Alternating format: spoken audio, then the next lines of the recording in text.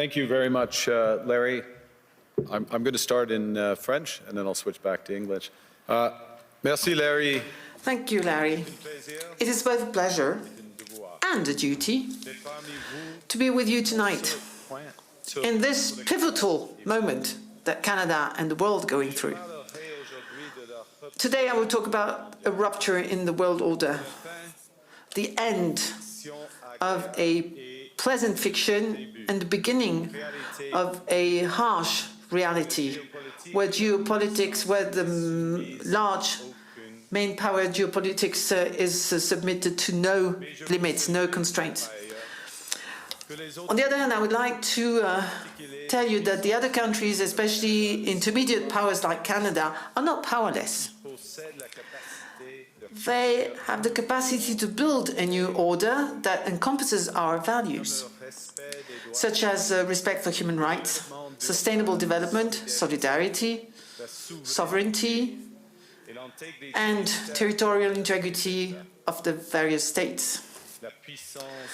The power of the less power starts with honesty.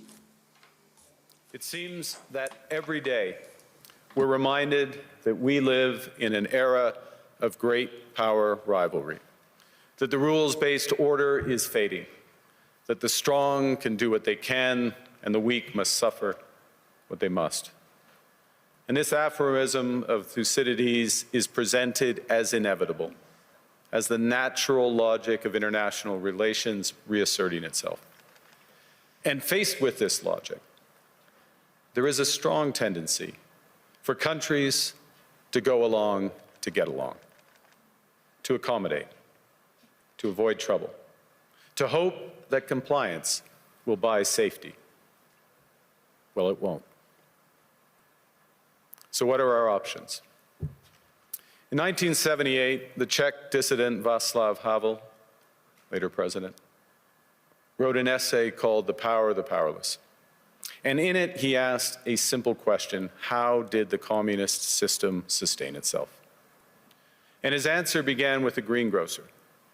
Every morning, this shopkeeper places a sign in his window: "Workers of the world unite." He doesn't believe it. No one does. But he places the sign anyway to avoid trouble, to signal compliance, to get along. And because every shopkeeper on every street does the same, the system persists. Not through violence alone, but through the participation of ordinary people in rituals they privately know to be false. Havel called this living within a lie. The system's power comes not from its truth, but from everyone's willingness to perform as if it were true. And its fragility comes from the same source. When even one person stops performing, when the greengrocer removes his sign, the illusion begins to crack. Friends, it is time for companies and countries to take their signs down. For decades,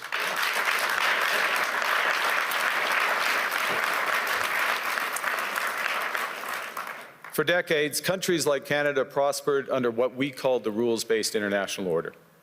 We joined its institutions, we praised its principles, we benefited from its predictability. And because of that, we could pursue values-based foreign policies under its protection. We knew the story of the international rules-based order was partially false, that the strongest would exempt themselves when convenient, that trade rules were enforced asymmetrically. And we knew that international law applied with varying rigor depending on the identity of the accused or the victim. This fiction was useful, and American hegemony in particular helped provide public goods, open sea lanes, a stable financial system, collective security, and support for frameworks for resolving disputes. So we placed the sign in the window. We participated in the rituals, and we largely avoided calling out the gaps between rhetoric and reality. This bargain no longer works. Let me be direct. We are in the midst of a rupture, not a transition. Over the past 2 decades, a series of crises in finance, health, energy, and geopolitics have laid bare the risks of extreme global integration. But more recently, great powers have begun using economic integration as weapons. Tariffs as leverage, financial infrastructure as coercion, supply chains as vulnerabilities to be exploited. You cannot live within the lie of mutual benefit through integration when integration becomes the source of your subordination. The multilateral institutions on which the middle powers have relied, the WTO, the UN, the COP, the architecture, the very architecture of collective problem solving are under threat. And as a result, many countries are drawing the same conclusions, that they must develop greater strategic autonomy in energy, food, critical minerals, in finance and supply chains. And this impulse is understandable. A country that can't feed itself, fuel itself, or defend itself has few options. When the rules no longer protect you, you must protect yourself. But let's be clear-eyed about where this leads. A world of fortresses will be poorer, more fragile, and less sustainable. And there's another truth. If great powers abandon even the pretense of rules and values for the unhindered pursuit of their power and interests, the gains from transactionalism will become harder to replicate. Hegemons cannot continually monetize their relationships. Allies will diversify to hedge against uncertainty. They'll buy insurance, increase options in order to rebuild sovereignty.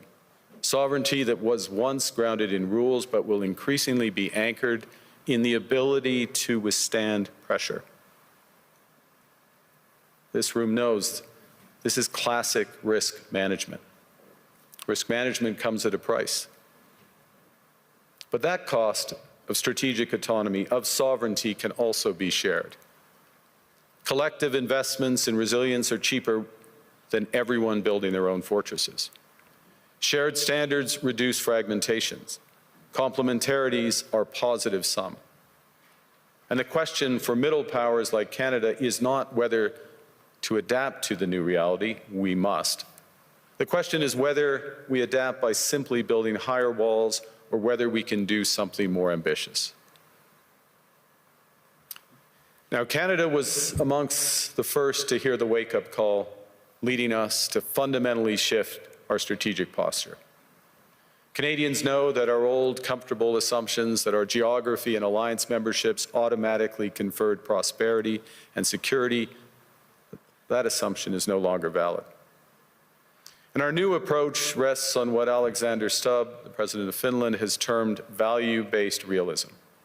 Or to put another way, we aim to be both principled and pragmatic. Principled in our commitment to fundamental values, sovereignty, territorial integrity, the prohibition of the use of force except when consistent with the UN Charter, and respect for human rights. And pragmatic in recognizing that progress is often incremental, that interests diverge, that not every partner will share all of our values. So we're engaging broadly, strategically, with open eyes. We actively take on the world as it is, not wait around for a world we wish to be. We are calibrating our relationships so their depth reflects our values. And we're prioritizing broad engagement to maximize our influence, given the fluidity of the world at the moment, the risks that this poses, and the stakes for what comes next. And we are no longer just relying on the strength of our values, but also the value of our strength. We are building that strength at home. Since my government took office, we have cut taxes on incomes, on capital gains, and business investment. We have removed all federal barriers to interprovincial trade. We are fast-tracking $1 trillion of investments in energy, AI, critical minerals, new trade corridors, and beyond. We're doubling our defense spending by the end of this decade, and we're doing so in ways that build our domestic industries. And we are rapidly diversifying abroad. We've agreed a comprehensive strategic partnership with the EU, including joining SAFE, the European Defence Procurement Arrangements. We have signed 12 other trade and security deals on 4 continents in 6 months. the past few days, we've concluded new strategic partnerships with China and Qatar. We're negotiating free trade pacts with India, ASEAN, Thailand, Philippines, and Mercosur. We're doing something else. To help solve global problems, we're pursuing variable geometry. In other words, different coalitions for different issues based on common values and interests. So on Ukraine, we're a core member of the Coalition of the Willing and one of the largest per capita contributors to its defense and security. On Arctic sovereignty, we stand firmly with Greenland and Denmark and fully support their unique right to determine Greenland's future.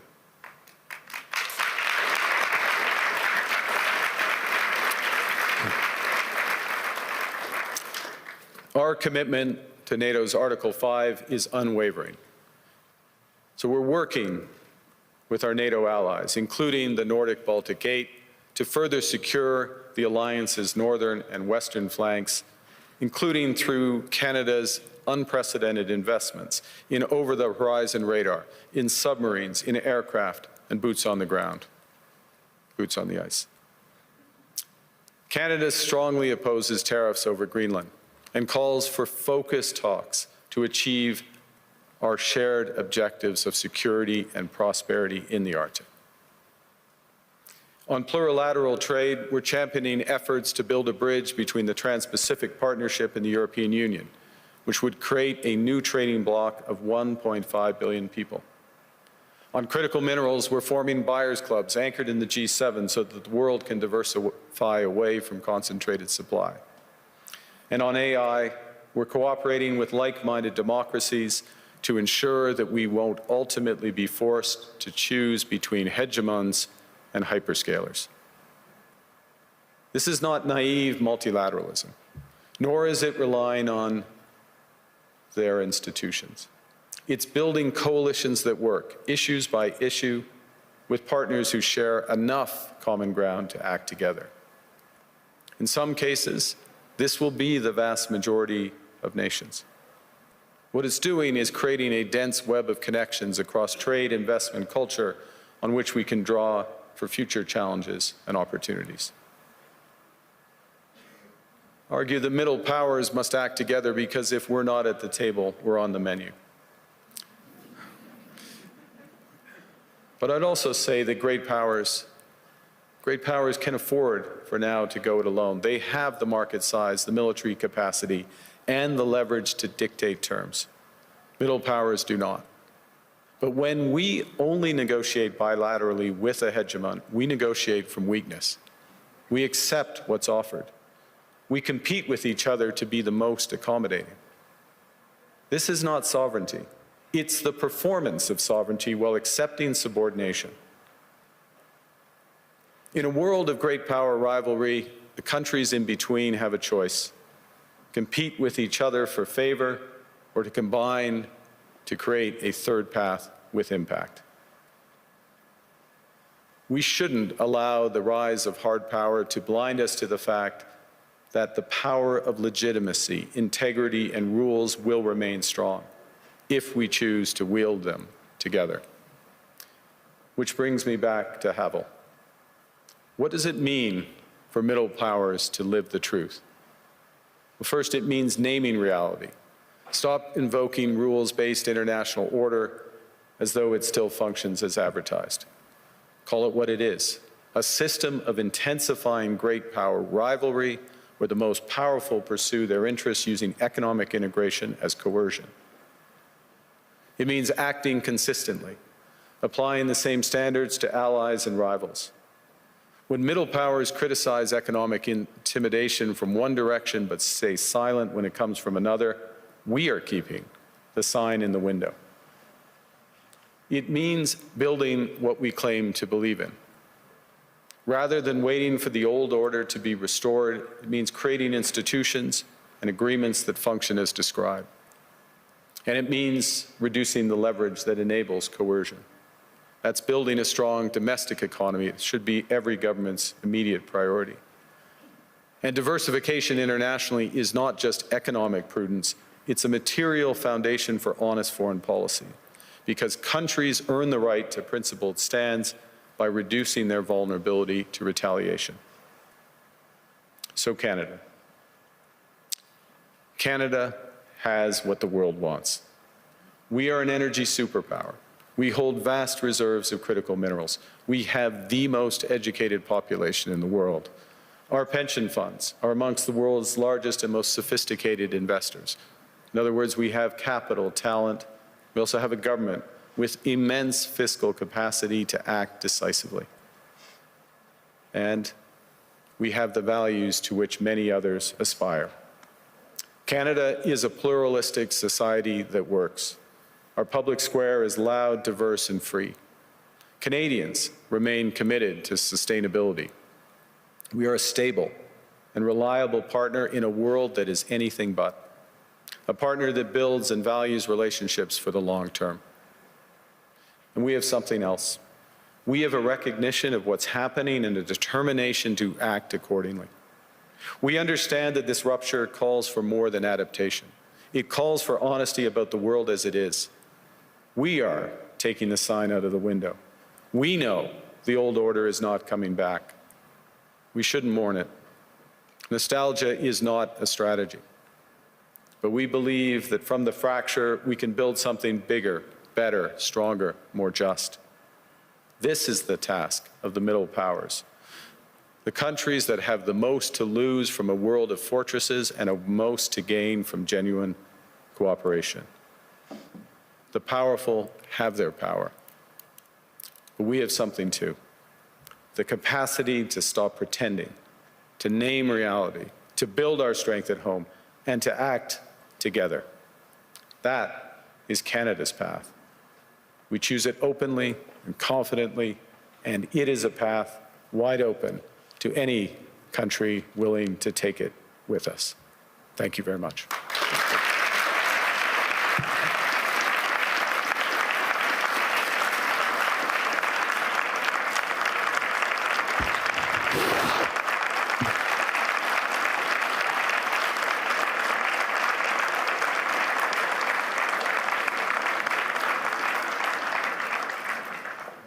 Well, thank you, Prime Minister. I don't think I've seen many standing ovations at Davos, so that was interesting.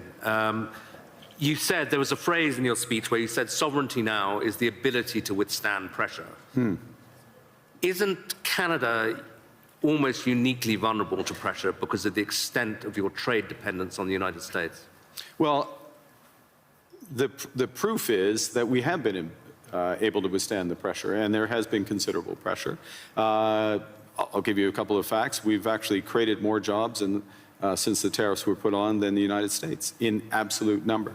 Economy is growing at the second fastest rate within the G7. That's not, there are pockets of extreme pressure without question in Canada. But headline, we're reacting. The second thing, and it's a fundamental point, is the recognition that we can give ourselves far more than any foreign country can take away. There's lots of efficiencies in having one Canadian market, the $1 trillion of domestic investment, and building these partnerships abroad, all of which are bigger returns than what's been lost. That's not to say we would rather not lose it, but we can withstand the pressure, and we are. And I was interested that you said basically the old world's not coming back. So you're not seeing this as a period where you just have to get through and normalcy will return.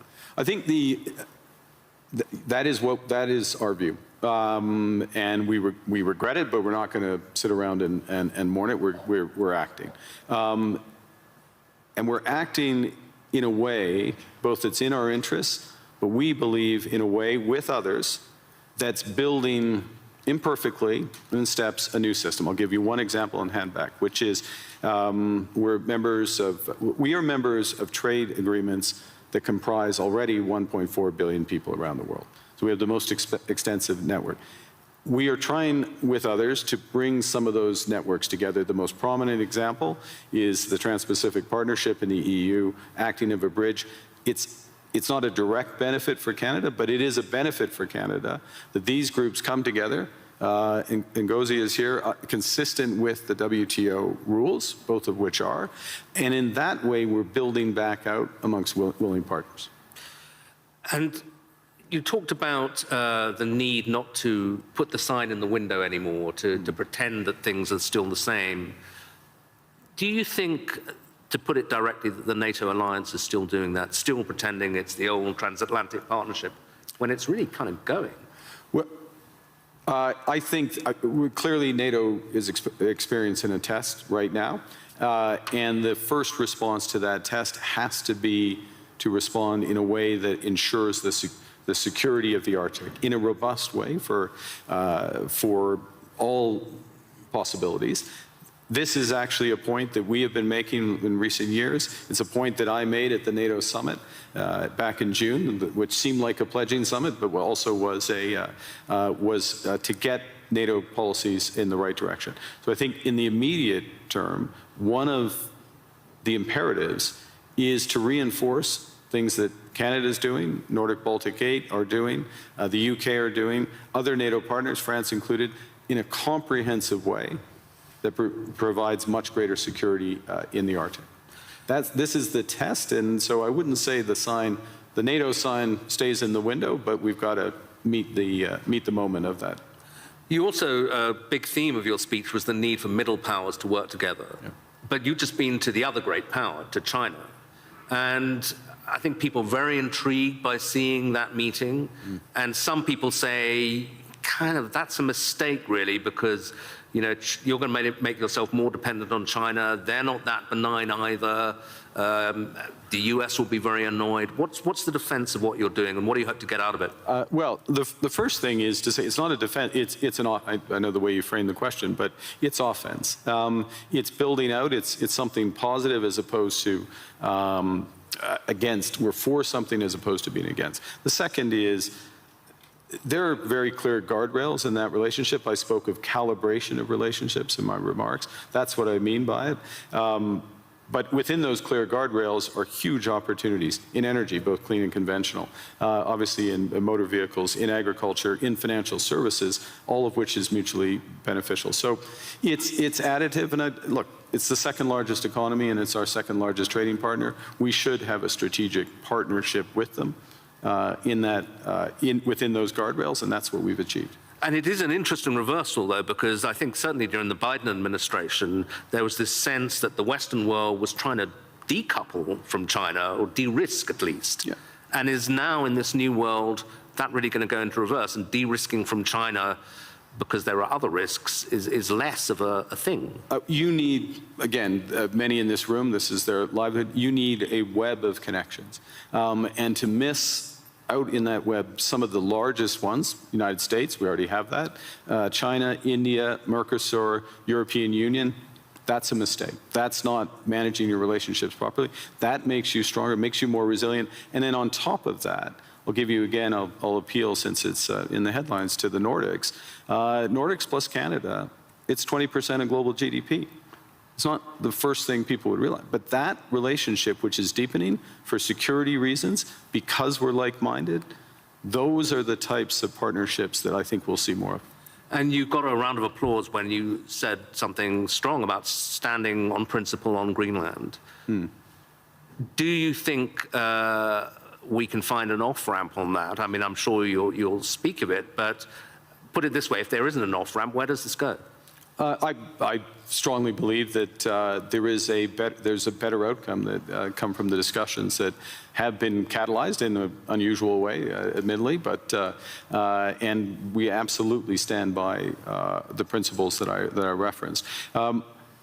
That solution starts with security, and it's security, yes, of Greenland, but more broadly of the Arctic. Canada is foursquare contributing to that. We're at the start of a major ramp up above and beyond, so we'll be a major contributor to that. NATO has to deliver on that. We're working intensively in order to do it. As well, prosperity for the people of Greenland. In the end, it comes back to the people there, and there are opportunities to do that in ways that would strengthen all of the alliance. And when President Trump says, oh, Greenland's under threat from Russia, even from China, is that for real?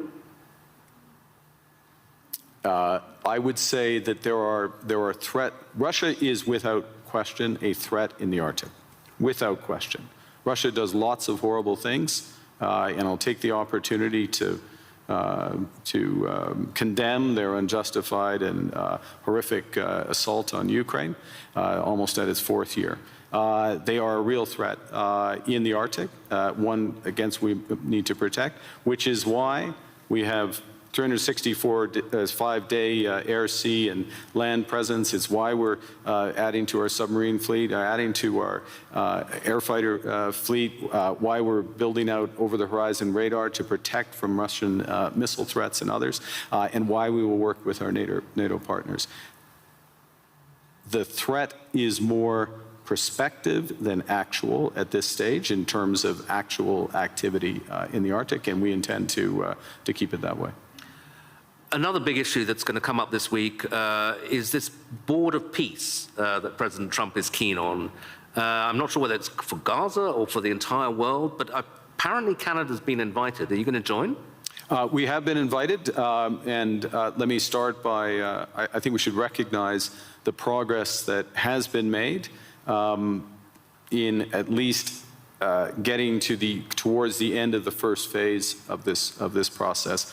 And the activation, if I can put it that way, of the process to set up the Board of Peace is the start of phase 2. Our view is, and that's to be welcomed, and this is a positive vehicle. Our view is we need to work on the actual structure of the vehicle. You just referenced, is it for Gaza? Well, the UN resolution, Security Council Resolution 2803, references a Board of Peace for Gaza. That's where we see it becoming immediately operative, and it needs to be, in our view, it's better to be designed in that way for the immediate needs there. There are many other needs around the world, first point. Second point, it needs to coincide with the immediate full flow of humanitarian aid into Gaza. We are still not where we need to be. Conditions still are horrific, so that needs to come alongside.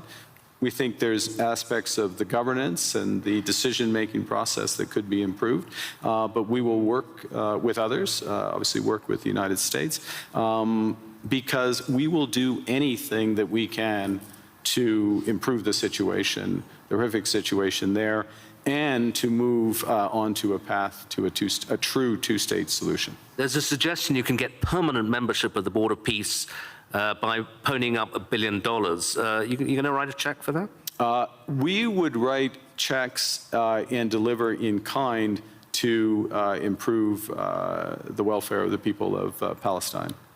But we want to see it delivered direct to those outcomes promoting peace, and so the mechanics and how it works that way. Okay, final question. President Trump and a lot of people who agree with him condemn globalism a lot. And I suspect, you would be the kind of epitome of a globalist. You worked for Goldman Sachs, I believe. You were a central banker. You're comfortable and lived in several countries.